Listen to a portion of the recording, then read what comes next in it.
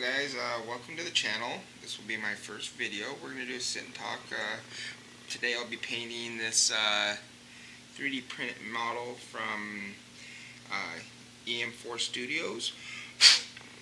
He's a little arms dealer. I'm gonna call him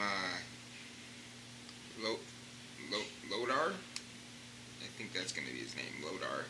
He's gonna be probably a resident of the junk planet of Avalon 8, I believe. So we're gonna just paint him up. I'm not gonna give any paint tips. I'm not that type of painter. You know, I kind of paint the way I feel at the time. So we're just gonna ramble on, talk about games.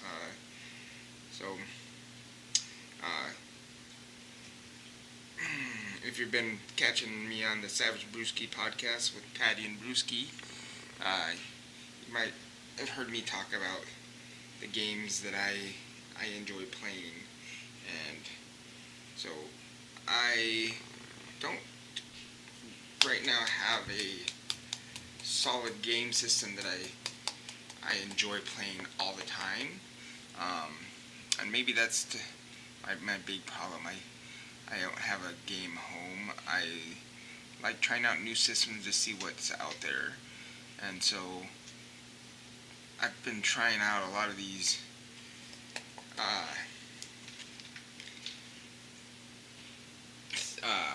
solo type games. Currently playing the 5 Parsecs and 5 Leagues from Home by Nordic Weasel Games. They're pretty good game systems. They have a lot of unique elements to them, but I've found a few others that I want to give a try. There's the Mayhem system out there. I found that one just recently, so I want to give that one a shot. The Mayhem system, and then Blood in Space and Blood on the Blade seem really interesting. So I want to give both of those a shot. See, there's one-page rules. They have their games. Those are more of a Games Workshop adjacent type game, though, where you basically are just playing their simplified rules, but using the Games Workshop models. They're designed to be basically interchangeable with those models. This guy the guy I'm painting here, though, he kind of reminds me of a walrus, man. So we're gonna go with a walrus type paint scheme for him, I think. Make him look like almost a walrus. Not so much like a Pundabubo walrus from Star Wars. Well, maybe a little similar. So yeah, back to the gaming. Blood in Space. That seems like a pretty interesting game that I want to try out. Been reading the rule set on it. And there's a couple others out there, like Mercs just got bought up by a new company. Putting out models for it again, and that looks interesting. I was always interested in the models. I like the CCS, I believe is what they're called the North American faction. Yellow Jackets. I have a few of their models, and then might pick up a few more. Get a good idea of what they're. You guys can't even see what I'm doing here, huh? So I might pick up a few more of those and give them a shot. See how that game plays. What other games that there? I was always a huge fan of the lore of Warzone. I don't know if you've ever heard about that game or played it, but it was a rather grim, dark universe where the action is pretty much all set within our solar system, but I'm not just sure how far into the future the game actually takes place. I don't know if they have an established timeline on their game. I'm sure it does, but I don't remember personally the exact timeline being mentioned, or if I paid that much attention to it. Um, but it takes place with a bunch of major mega corporations like Capital, Imperial, Buhas, uh, the Cybertonic, and the Brotherhood, and then they're basically can fight each other, but their main bad guy is the Dark Cemetery, which is, I guess, they're closely analog to Chaos from Warhammer, uh, and it seems like it's some type of alien disease, cybertonic disease thing that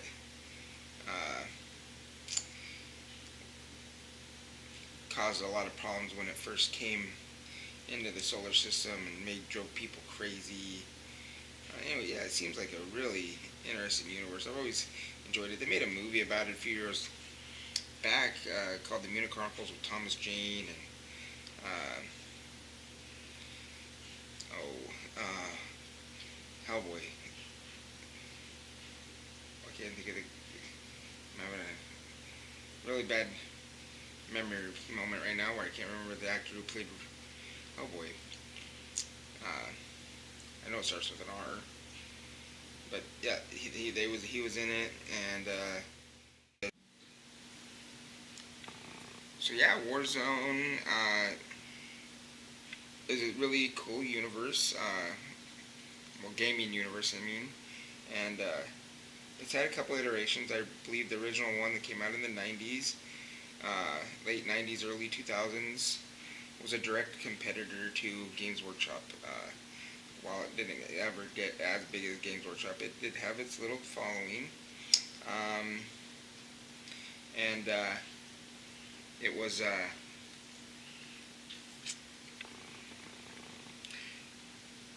I believe the company went out of business, and then was the license was picked up by, I believe, possibly WizKids, and they did a weird scale. I believe it was 54mm pre-painted skirmishy type game set in the universe, and that one I don't think it sold very well. I remember seeing it a few times out there, but it wasn't anything I was interested in. The scale was obviously well off of anything I wanted. I do have a couple of the old school models, mostly the Capital and a little bit of Buhas. And then Produce Games put out a new edition of it a few years back, maybe 5 years ago, called Warzone Resurrection, and that seemed to be doing pretty good, but I don't know if Produce bit off more than they could chew, or if it just had a limited time with the licenses, but it seems like all in one shebang, Produce stopped producing their Warzone Resurrection game and their Aliens game, so we really don't hear about them much anymore. I'd have to do some research and see if they're still in business doing other games. Maybe Produce just went out of business solely, I'm not positive. But there is a new company out there about to launch a Kickstarter. I believe it starts on April 2nd, so this coming Tuesday, I believe. And it's for a new edition of Warzone. So I'm interested to see where this Kickstarter goes. I might be able to kick it. I'm not sure. Just depends on money, funding, everything. You know, there's a lot of factors that are going to go into whether or not I'm able to get into another game. I just did Kickstarters for Mantic's Dungeon Saga Origins, as well as Battle Systems Maladem fantasy version of Core Space, and Archon Games World of Deldar, I believe is how you would say that one. Their new 5th edition game world with miniatures, and so 3 Kickstarters back to back all through last month. That ate up a lot of my funding, and we also have a new edition of Warhammer 40k coming out, and I might buy into that a little bit. We'll see. They previewed a bunch of Tyranids and Space Marines today, and they look pretty nice. So there's a very good chance you'll see some of that coming up into my life. I do have a soft spot for Games Workshop.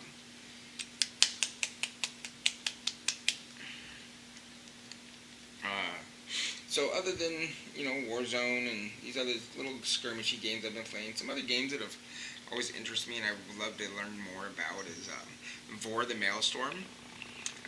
That was another game, came out right around the same time frame as Warzone, and it had a very, very unique story to it.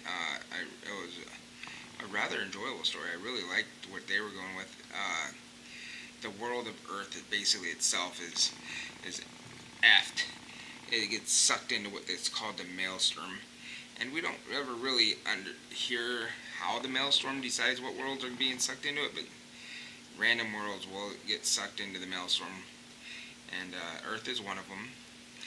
And it has multiple different layers of the Maelstrom, and as closer you get to I would assume it's basically, the Maelstrom is like a black hole almost, and the further you get into the acceleration disk, the more messed up your world becomes, and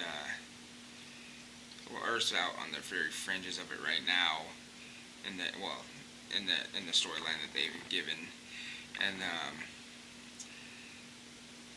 there's many other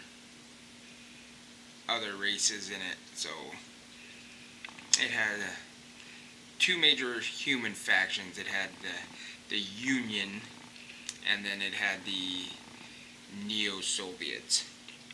And the Union was basically America again. It was the U.S. It's a U.S.-based game, so unlike England and Games Workshop, where it made more of a whole human army faction, they went ahead and made America basically the good guys in this game. And then the Neo-Soviets are exactly what they sound like. They're basically the Soviet Union, but with the Soviet Union hadn't collapsed. So they use like cloned, zombified troopers to fight their battles, though, because there's not so many humans were killed during the crossing of the Earth into the Maelstrom, from what I understand. If I remember right, everything from the storyline that I read on there. Then there's the Shard, which are like a crystalline species. Their world was 100% destroyed when they crossed. And then,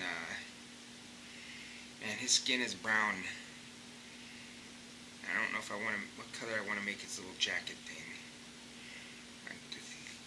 Maybe purple. Yeah, I think I'm going to make it purple. So I'm going to go with royal purple.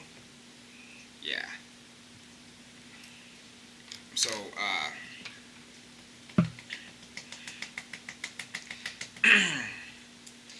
so there's a Shard, crystalline species. Their entire world was destroyed as it crossed over into the Maelstrom. And then there's the Pharaon, which are a race of zombies. Basically, I guess they're kind of analog-ish to Necrons, except for instead of being robots, they're actually undead people that kind of sold their soul to kind of remain alive. It seems they're kind of interesting. There's not a whole lot of information on some of these races in even in their little faction books. It's more, the faction books tend to be told more from the point of view of the humans.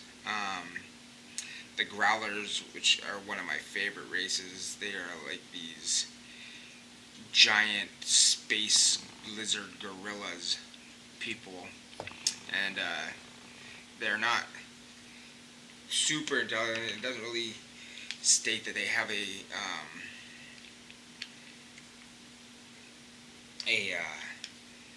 language so much in the rules, if I remember right, but they are obviously able to communicate a little bit. They're able to travel through space by jumping on, like sneaking on, like on board of starships, or they'll, like, as an asteroid passes by, because there's by a world, they'll jump onto these asteroids and they can survive the vacuum of space. Very resilient species. They have a couple sub factions. They have they kind of tend to take on aspects of whatever region they're living in. So if they live in the mountains, they'll get like harder skin that kind of relates to the terrain of the mountains and stuff like that. And then you could have the live next to the ocean. They could get ocean, the aquatic type powers, really, I guess. And so they were really cool, part of the game. And then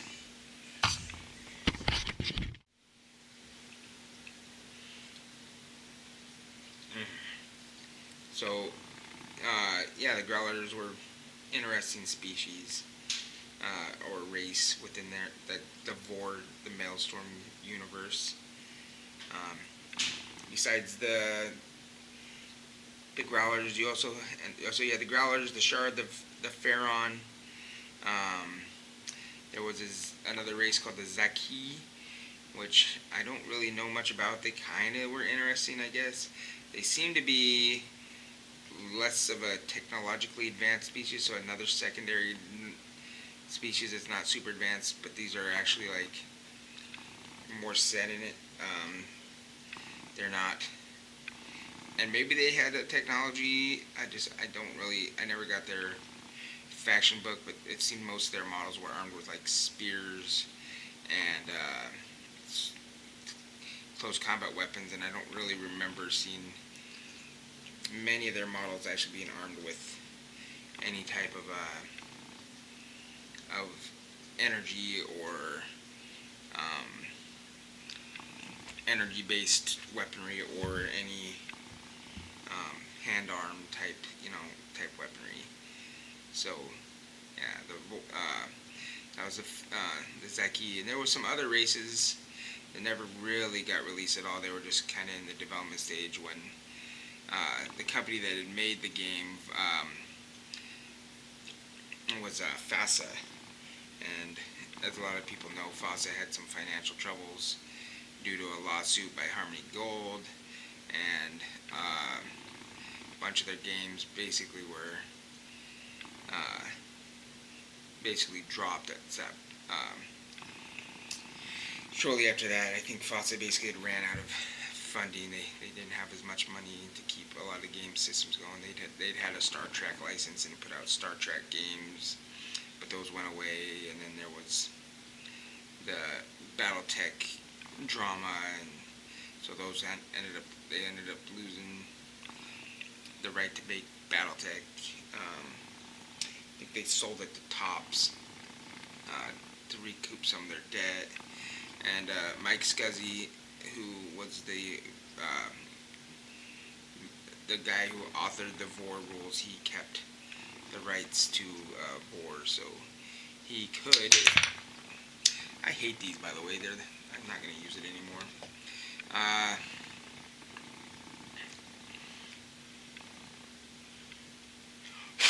He holds the rights still to the game, and if he wanted to produce something, he could. A few years back, he did try to kickstart it for a new rule book, but there was nothing really offered for miniature lines to go with the rules or anything like that. So I think there was probably not as much interest from people of joining that Kickstarter, because it never went really anywhere. So yeah, that's 4.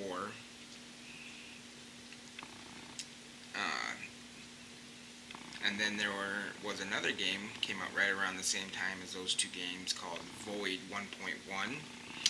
And Void 1.1 had a lot of elements in common with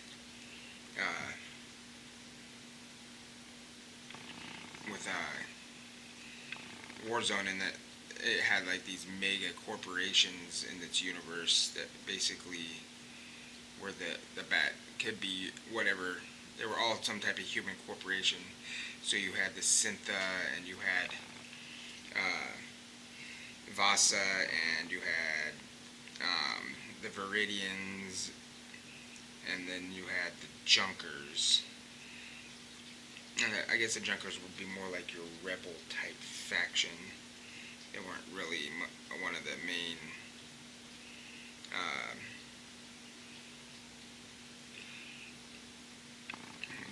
factions so much, I guess.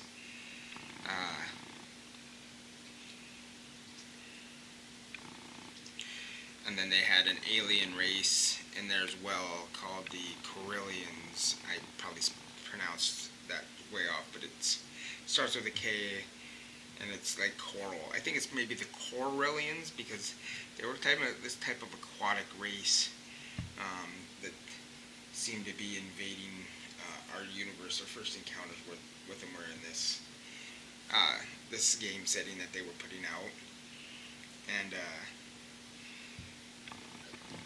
where is yeah, that's the one.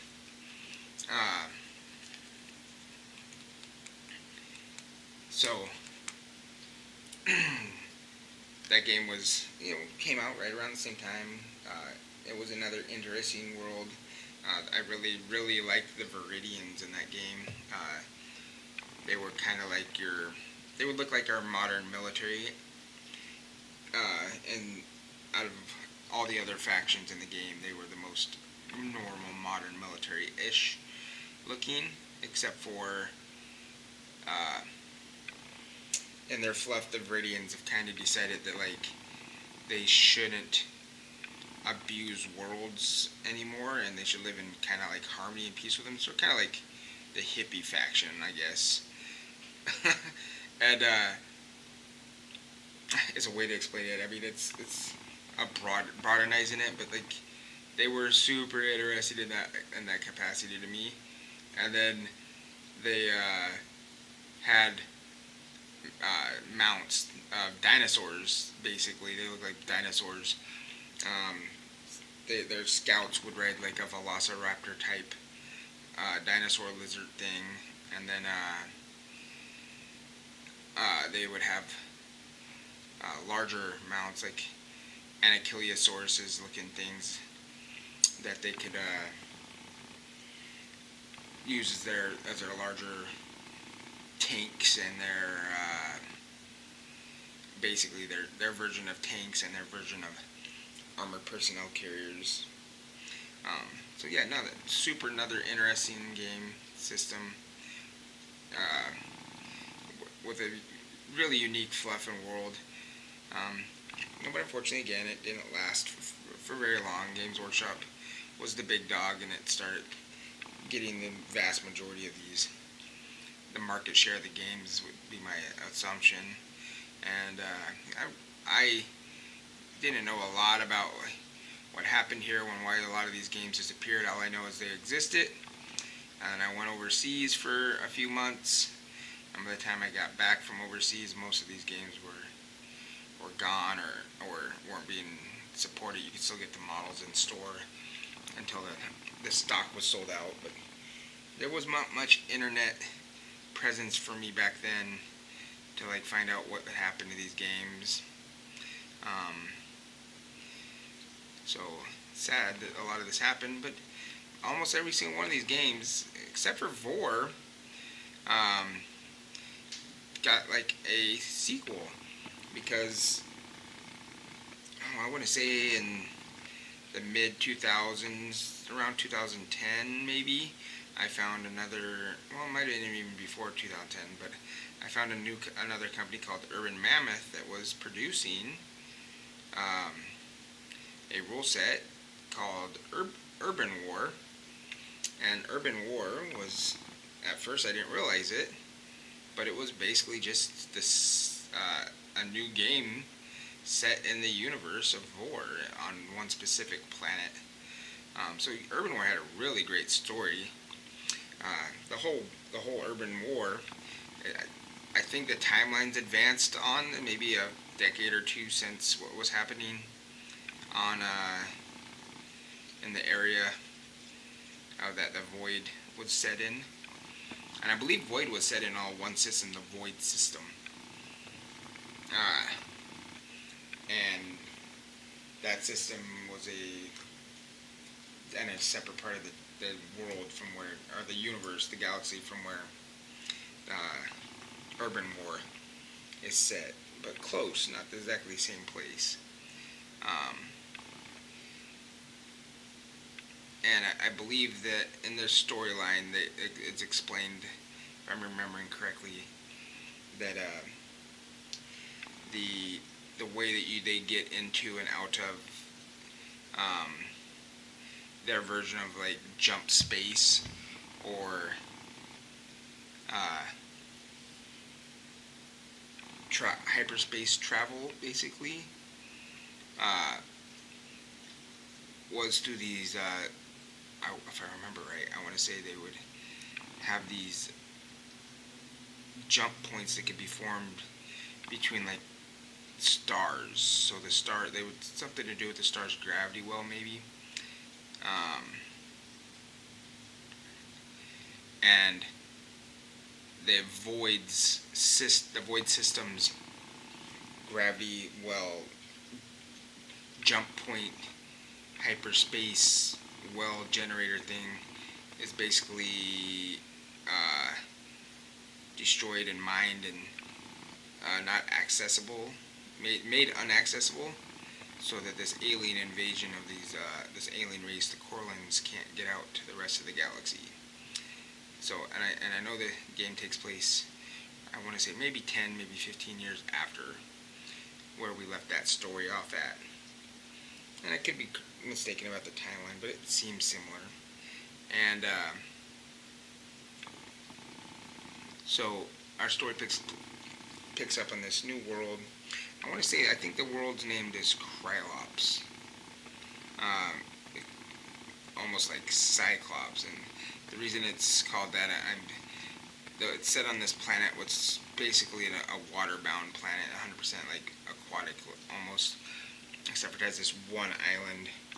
So when you see the island from space, the world itself looks like it is a Cyclops. So, assuming they are trying to say that like the language has evolved over time, so the word Cyclops now is basically considered as the other word Krylops. But there was instead of using the already existing models for the game, they refreshed the entire model line. And when it first launched, I want to say you didn't have access to the Krylons. They weren't available because they had been blocked off from leaving the void system. They couldn't get out of that system, as far as we knew. But as the game progressed, they added brand new sculpts and beautiful models for the Krylons back into the game, and they added into the lore that somehow they got around that blockade and were able to get back into the galaxy, and this was basically the second world they were at. So now and since they're kind of an aquatic species, select the perfect planet for them. So besides the fact that these gangs are all fighting, these corporations are using like these gangs to fight for them on this world. They Krylons have now got there as well. So it really interesting. They added a few new factions to the game, so it wasn't 100% just a repeat of what they had. They added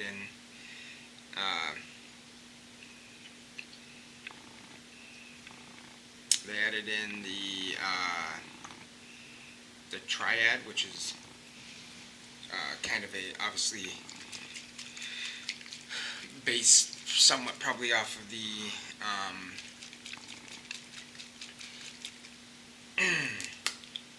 Japanese influence of the Yakuza, or maybe a little bit Chinese influence of that. Their triad.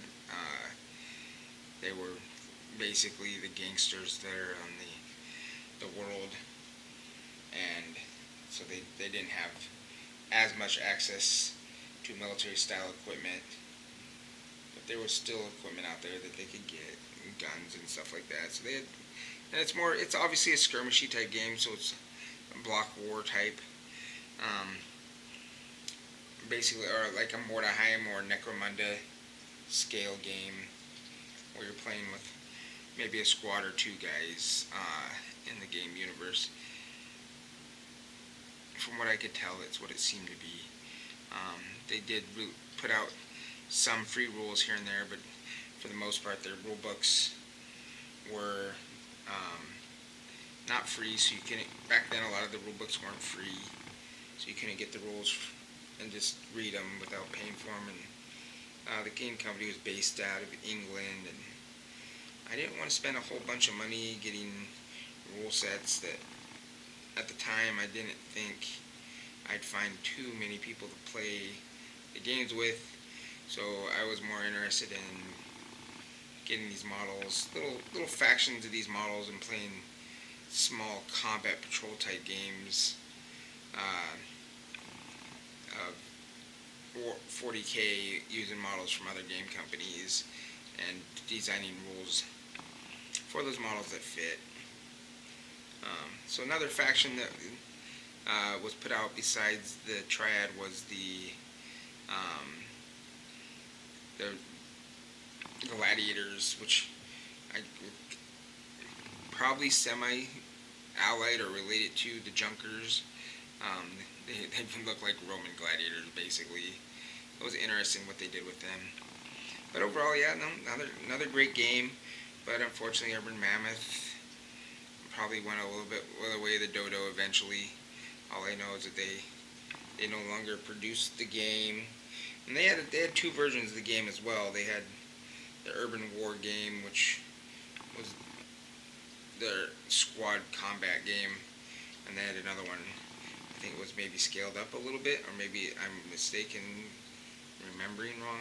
Maybe it was scaled down, but it was, the other game was definitely concentrated on these large robots that each faction had access to, called claws. So that was an interesting game.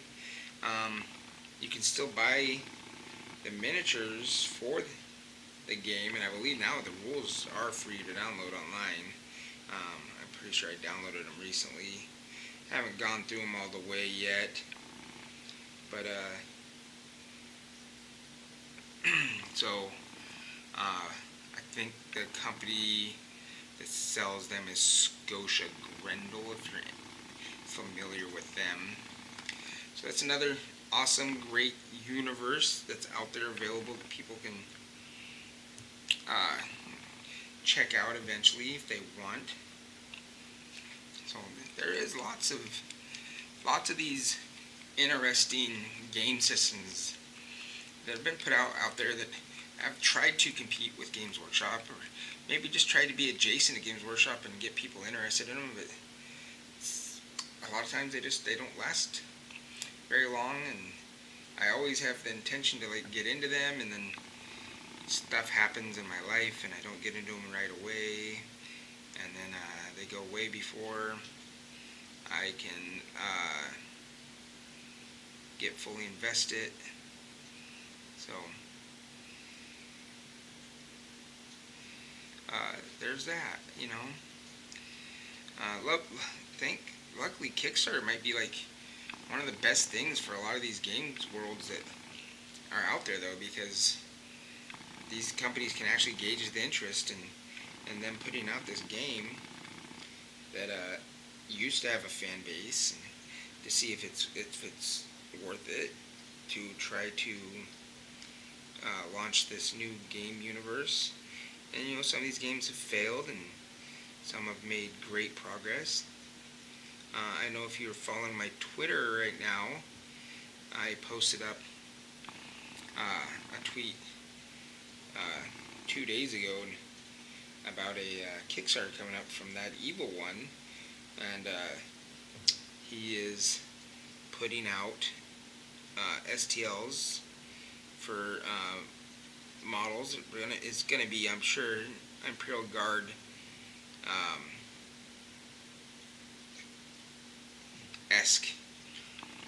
So you're going to probably get guys that, if you print out your squad, you could put into a squad and make an Imperial Guard type squad, because that's kind of the way he does his guys.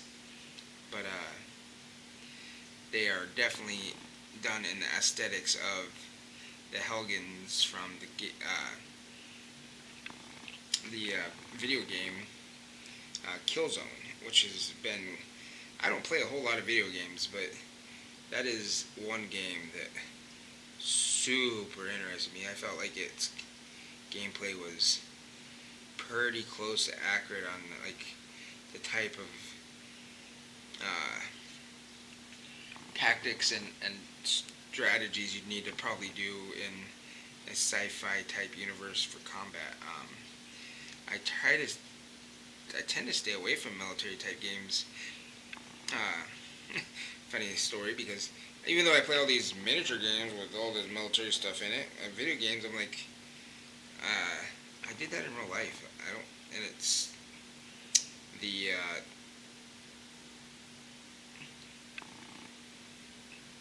escapism that a lot of people use video games for isn't there for me, because I'm not escaping my history when I go there, because it's what I actually used to do, you know. So it's just actually basically what I used to do in my life. So why would I keep doing that?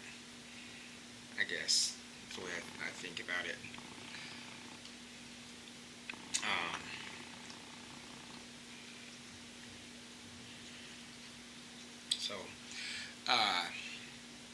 But yeah, I've always had a huge fan of the Helgens from Killzone.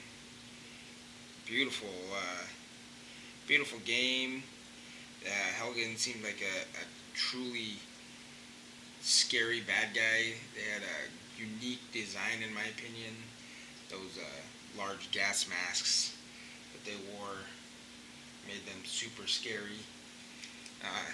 Well, not like they seemed like they could be the real bad guys. Like they were bad guys, and then you could also say that, well, maybe they were just misrepresented, and they felt like they had to do what they did. So there's a lot of things that a lot of these different games present.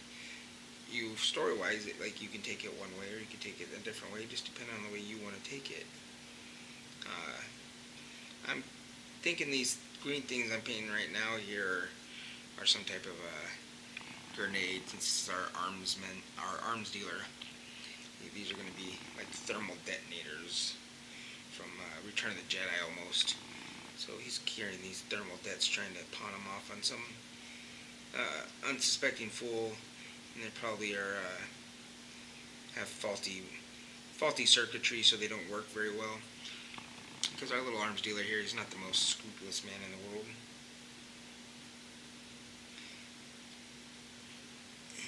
He'll probably run afoul of some of the killjoys in the game eventually, or they could become a contact and hand out missions. We'll just have to wait and see what happens with this guy.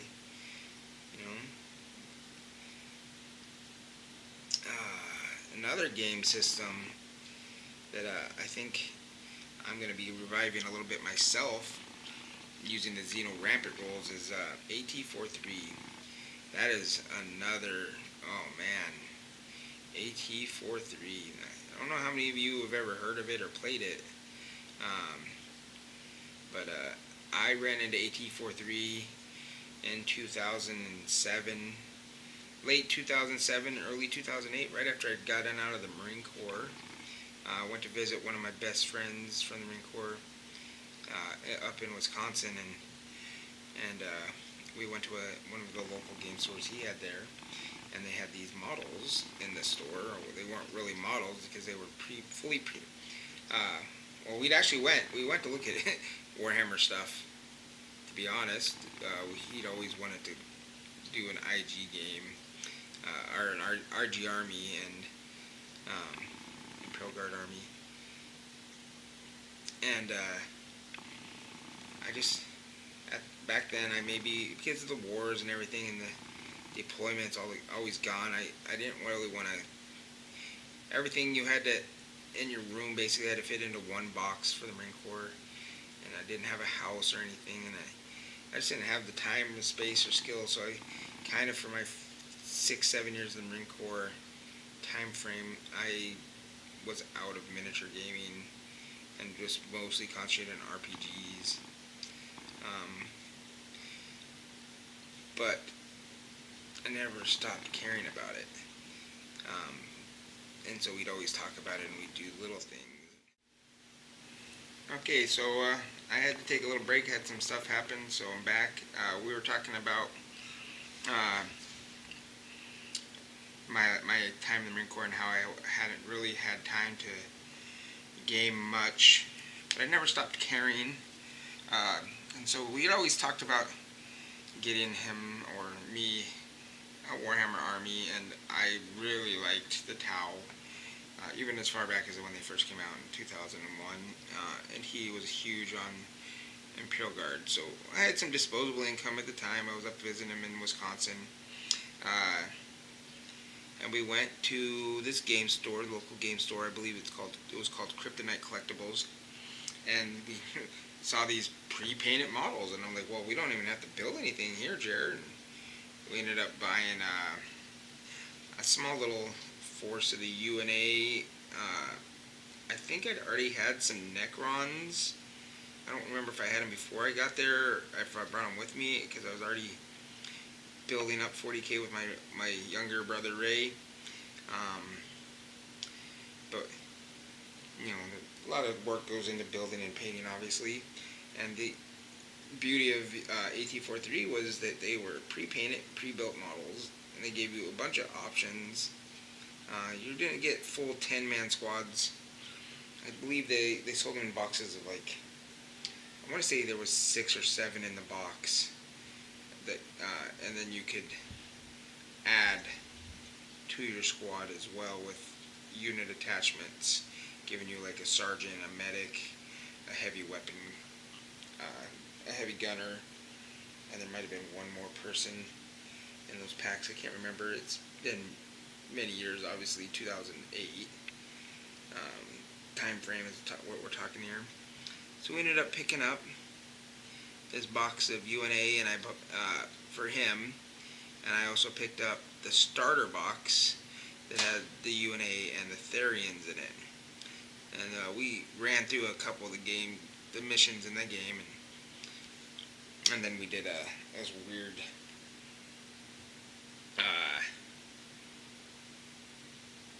mashup of the Necrons and the Therians and the UNA from that game. And the UNA always, in that game always struck me as like the good guys from Warzone. Funny enough, they really reminded me of their aesthetics and uh, their looks. The art was beautiful. The game was put out by a French company called Wargames, who did Confrontation. Um, and it's basically the spiritual success or predecessor to what becomes Dust eventually down the road. I believe the same author wrote both games too. I might be mistaken on that, but I'm pretty sure Paulo had something to do with AT-43. And so I started getting way more into it. There was two more factions besides the UNA and the Therians. There was the Red Bloc, which are basically their version of the Russians. They had a really, really cool background in history. I like why they developed the way they did, and became the faction that they became. And then there was after the Red Bloc, there was the Carmins. Carmins were basically guerrilla people. Rather interesting guerrilla people race added into the game. And then on top of that, there was the Oni, which were a human corporation that had decided to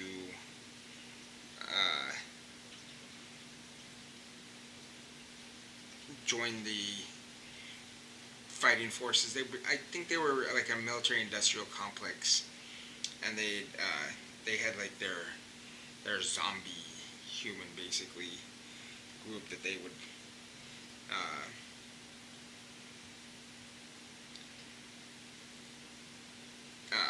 added to the game. And then after them, there was one more faction that came out, and they were called the Cogs, and they were like these weird worm aliens. I want to say they seemed like they were worms, but they utilized advanced technology to build these large fighting suits for themselves. So they had these massive armored bodies that they would wear into combat. And those were the last two factions, but the game was basically on its last legs at that point. Rackham, obviously, I already mentioned they were doing Confrontation. They were on their third edition of Confrontation already, and they decided that the AT-43 pre-painted plastics were doing so well that they were going to try to do the same thing with Confrontation, and they did this Confrontation-like version of the game where everything moved over from their pewter, high-detailed miniatures to these pre-painted plastics. Went from square bases to circle bases. I am sure they dropped a lot of money to change up this, and as we all know, when you get stuff outsourced from your local to China, I think there's costs that are probably not foreseen. The amount of molds that had to change probably cost a lot more than Rackham was ready to pay, and there was a massive fan backlash. They were not fans of the new pre-painted plastics for Confrontation, and the change from circle to squares, and I think they also thought the game rules had been dumbed down a lot. But you know, a lot of times people forget that, like, when you get a rule set, it doesn't mean you have to stop playing that rule set, and nor does it mean you have to stop. Maybe it would have been harder to get the models, certain models, maybe. But I believe at the time they were still selling their metal models until it got a replacement from the plastic line. But I might be mistaken. I might be remembering wrong. A lot of that happened right around the time that I was just kind of getting into AT-43. And it might have lasted maybe a year or two after I got huge into AT-43 that this big change happened. I had been watching Rackham well before this because like I'd said, I was well into D&D, and I'd always thought their miniatures were beautiful to be usable for D&D models. They had like a version of the Trask that was like a clone creature for their Scorpion faction, the Drizzt, and that thing was just gigantic and beautiful, and I wanted to get one so bad, but space and time and money never allowed me to do that.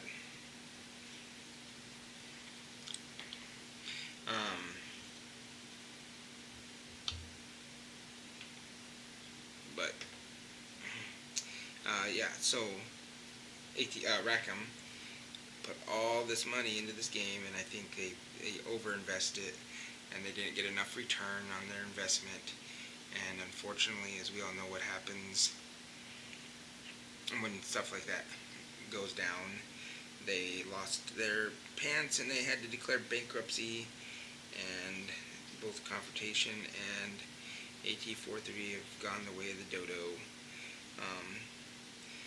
There's been a few times that not AT-4, the Confrontation's been close to, or very close to being brought back to the forefront. CMON bought the license to produce it for a while. They had a version of it. I believe they put out a board game version of it for a little bit. I don't believe there was any miniatures or anything involved. There was a video game that was in development that I think never actually got developed fully.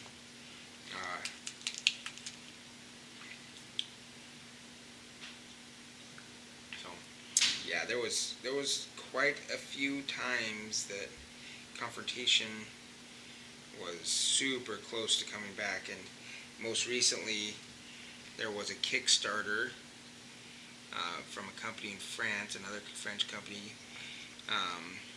called Sans Detour, who bought the rights to the game, and they had supposedly access to all the old molds, but they were going to make new ones, and they wanted to put everything out in plastic, but not pre-painted plastic, just the more traditional plastic type models. I should have paid better attention to comments and criticisms on the game, but I was so excited that I kickstarted it for, I want to say like $450 was the minimum buy-in for the game. And unfortunately, like they didn't have a lot of options, like on only getting specific models. You had to buy all the models, and there's a lot of factions in the game, and I wasn't interested in all of them. I really just wanted to grow the factions that I was playing at the time, or using models from at the time. And I was like, well, I'll get these other factions, and I'll gift them to friends, and maybe they'll, if they like the models, they'll buy into it as well, and then maybe if they like the rule set, they can play the game with me. I've done that a few times with other models. I've actually given away hundreds of dollars of models to friends to get them into games, because I have so much. I have a ridiculous amount of stuff, and now that I have a 3D printer, my backlog's not getting any smaller. Let's put it that way. I can print models faster than I can paint them.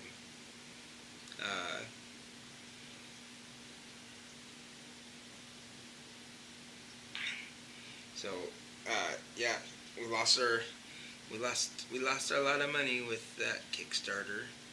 $450 for a Kickstarter that never delivered. The company declared bankruptcy. They took our money and ran.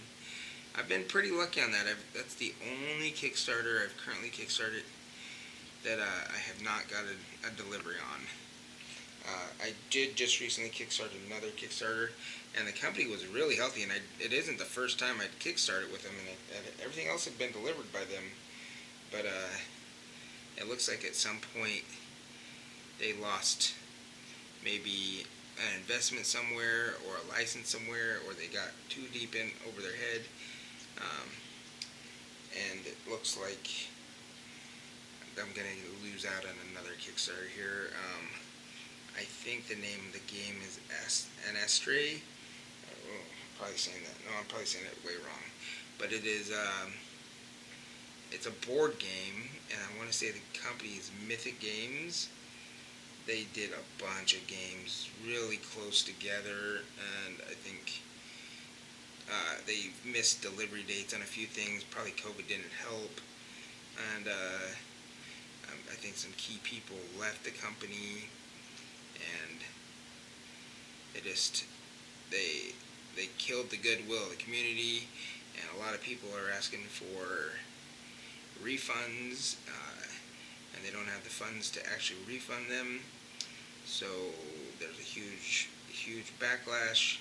People are being put on wait lists to get refunded, and this is over multiple different Kickstarters that they have. I think they have maybe 4 or 5 undelivered Kickstarters right now, and I think the one I did is supposed to have been delivered this June, and they haven't even started pre-production on it, I don't believe, and their Kickstarter page is closed. Like, they haven't updated and for so long that Kickstarter won't even let them update their page until they do I don't even know I don't remember what it's called. They have to do this thing where they go in and they make well, I guess they can update it, they just can't show it as an active Kickstarter, because you can have, after your Kickstarter ends, many people know, you can have like an active Kickstarter where you can join their buy-in later aspect, and some people will do that. Well, because they haven't updated these Kickstarters and given us production updates or anything like that for so long, that they don't have the access to do that with this one. Constantly, they'll make an update, say they're going to give us weekly updates, and then we don't hear from them for another month. So, like, I feel like the company wants to do right, but I think they've dug in themselves into such a deep hole that there's a very good chance that we'll never see the game. And it was kind of exciting. It's a barbarian-esque faction I would have got a bunch of miniatures for, basically. Wow, that's crazy. So those 2 different browns I used, one of them was a leather brown from Army Painter, and the other one was a P3 paint gun core brown. And wow, they're so close to, I don't think if I put one on top of the other you would be able to tell. No, you can't. So those 2 browns are like almost the exact same brown. That's crazy. Well, I guess I have so many paints sitting on my table right here. My goal was to try to use some paints I don't ever use, or use very little, just to get some different colors and textures onto a model. I have about 35 paints that is my go-to colors. I'm constantly using those. And I'm going to try to break that mold today with this model. I don't use a whole lot of purples. I don't use a whole lot of my P3 paints much anymore. Every once in a while I'll throw a P3 paint on something. I usually tend to these 3 grays right here from Vallejo, this Necromancer cloak from Army Painter, and then these 6 browns here from Vallejo and Army Painter tend to be my go-to colors, with Agrex Earthshade and Nolan Oil as my shades. And then Xandri Dust is for any type of bone protrusion type item that I want to use. That's normally my go-tos. So I only got about maybe 10 minutes left of this video. I might not finish this guy up today. There's been a few interruptions, and it's just, I'm not as, I guess I don't normally, I could have easily finished this type of model in an hour sitting like this. A 1 hour paint job for me is very common. but with the interruptions I've had that you guys won't see because I'll edit them out, or I've paused the camera and I'll come back to it kind of thing.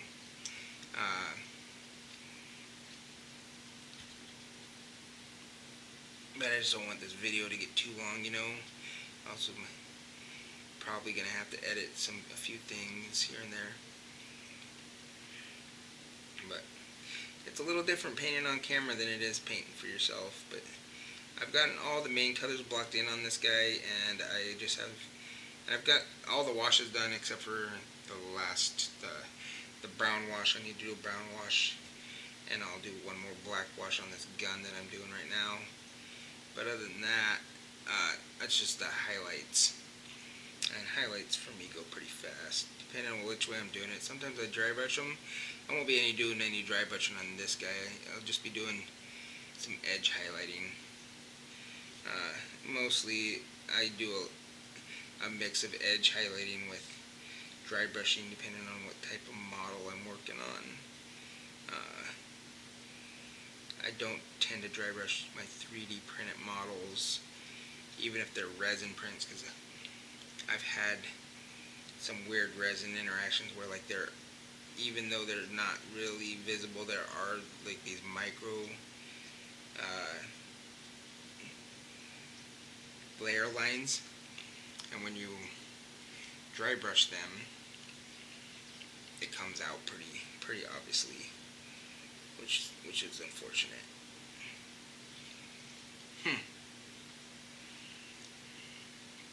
He's coming together. He looks pretty decent. Everything except for his eyeball has the base coat down.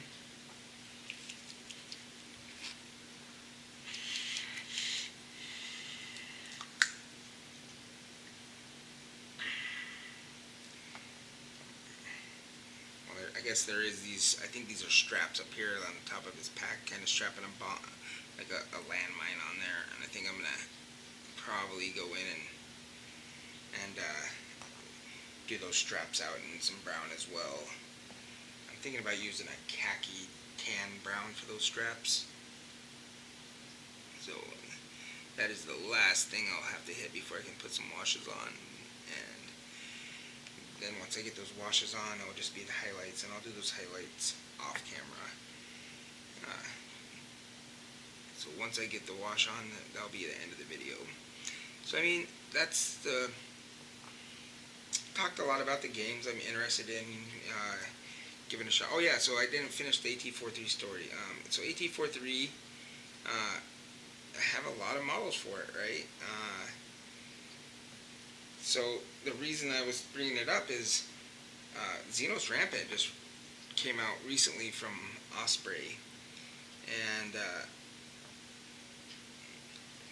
that game system is pretty simple, and I think you could bring in models from any game system into it no problem. And I really want to get some of these A2 through 4-3 models back onto the tabletop. So my Carmins, I have a huge force of Carmins. I want to play as them again, so I went ahead and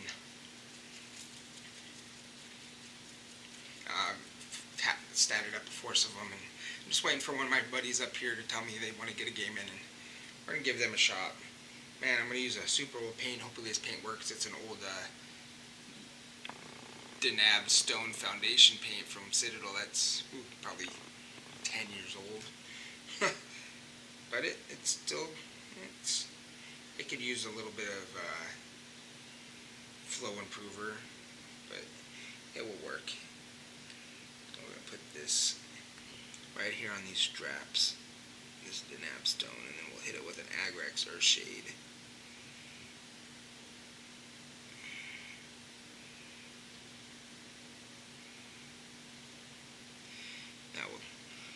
Agrax Earthshade will dull it down quite a bit, but I think we'll be fine.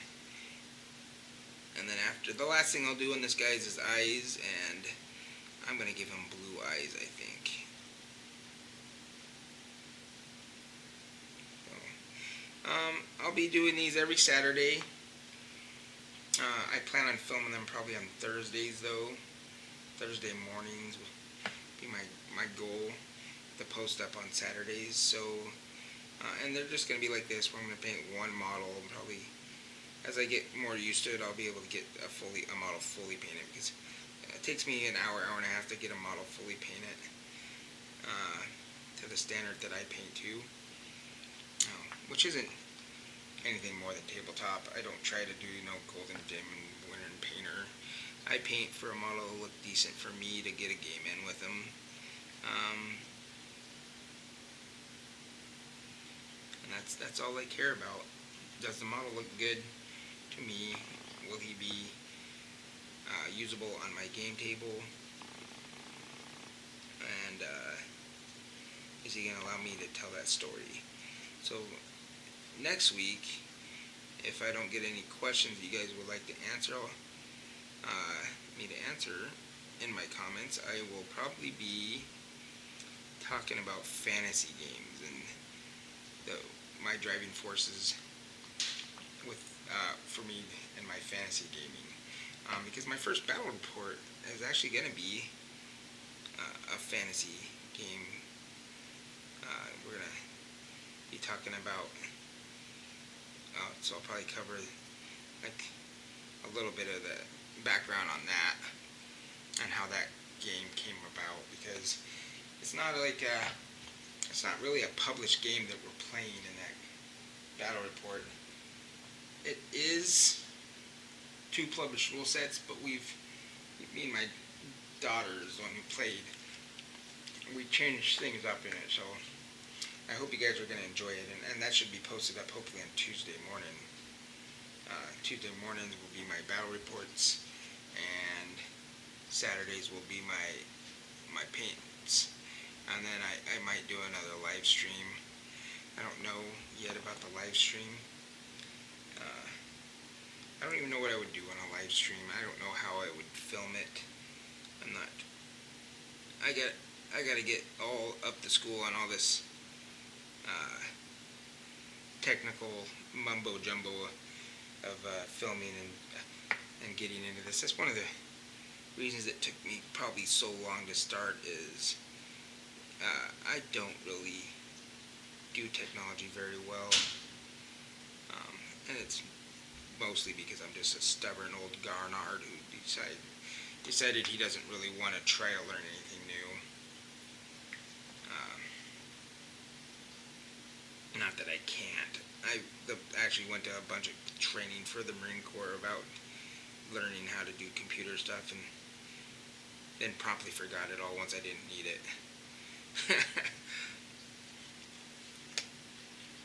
So I do want to put another little coat of tan down here on those straps. I feel like they're not quite to the point where I like them. They're not very neat. I paint a lot neater than that, but this foundation paint's pretty thick. So I'm gonna put a little bit of flow improver here real quick and give it another shot. That's probably enough flow improver.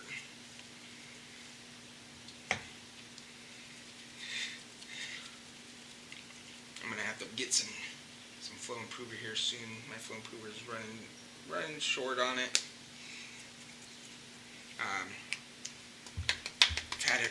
I use my flow improver mostly for my airbrushing. I do almost all my priming by airbrush anymore. And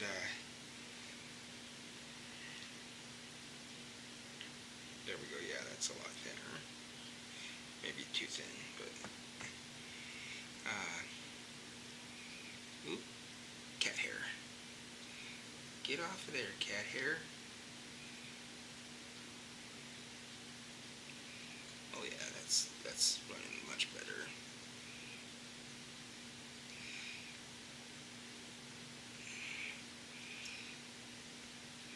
Yeah, so what was I saying? Oh yeah.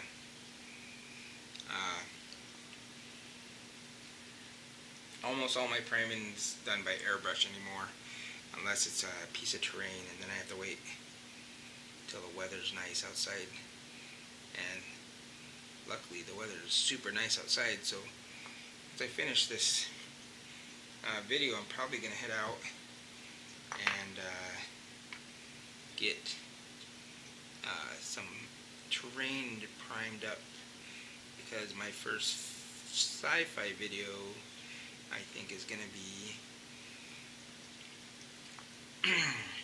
using some of the terrain from Dungeons and Lasers by Archon Studios, and I will need to, but I haven't even got it started painted. That should be a really cool story, but we shall see. Alright, so I just have to hit this guy up with some washes here. Start with my Aglex Earthshade on the browns. And where's that paint? Oh, there you are. I got a little bit of purple on this guy's finger here, I just noticed. Clean you up. Oh, I didn't ever do your ammo belt. Well, I'll do that later. So all you have to do is ammo belt. That's the last thing I didn't coat. So I probably have another half hour painting left on this guy with that ammo belt. But I'll finish him up off stream, and then I'll go pictures up on my Instagram and my Facebook and my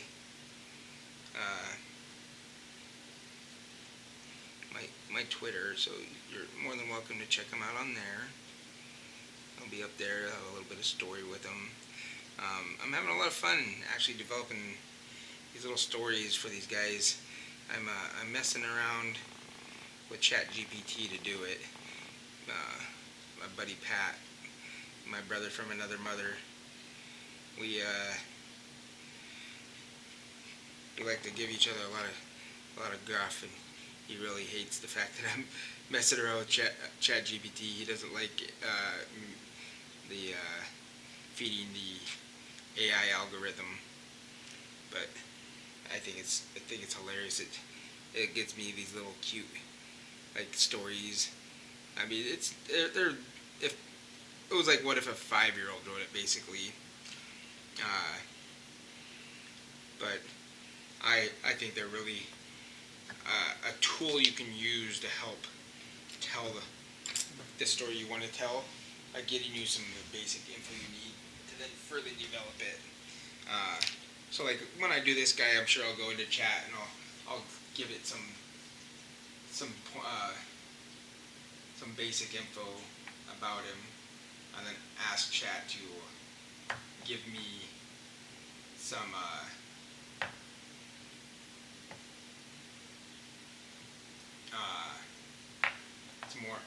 more deeper info. Here's another crazy like old paint. That's a wash Thraka green. Ooh. They use that on these grenades. It's actually, I think it might be even a little glossy when it dries, but I'll throw he'll get covered in a dry coat, a flat clear coat anyways, so that flat clear coat will clean them up and get any gloss gone. So my battle reports are going to be a little different than probably anything you guys are used to if it happens the way I want it to happen. I've been talking to a friend of mine, and thinking about each character will get like their own unique kind of a voice.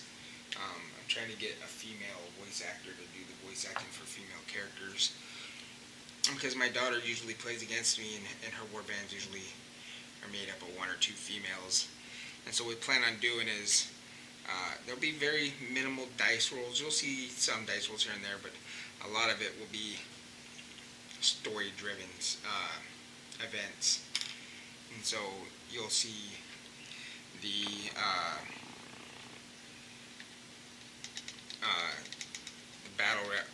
battle report play out, but there'll be like these little cutscenes using probably AI generated art even. The characters are talking to each other, either over their internal squad comms or just in their capacity as the troops in the game. It's a really a unique idea. I did something kind of like this when I first started back in the day with my buddy Jeff down in El Paso, where he did some editing, and it was almost like a stop motion type story. It was really nice, but he needed to make money right away, and YouTube is not where you're going to make money right away. So unfortunately our venture there didn't pan out, but I'm back at it now. We'll see how this one goes. Oh, I have to get Agrex Earthshade onto those straps. Almost missed them. Alright.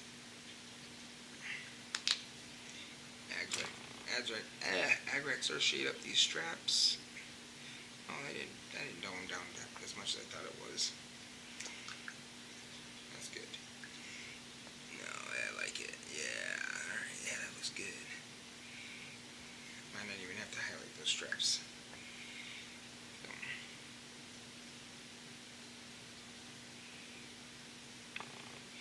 Alright guys, well, let me know if there's anything you want to know about. Hit me up with any questions you have. Next week I think I'm actually going to be painting up some Games Workshop models. I think I'm going to work on a corn slaughter priest. So we'll see. So let me know if you have any questions, guys. I'll take care and see you next week.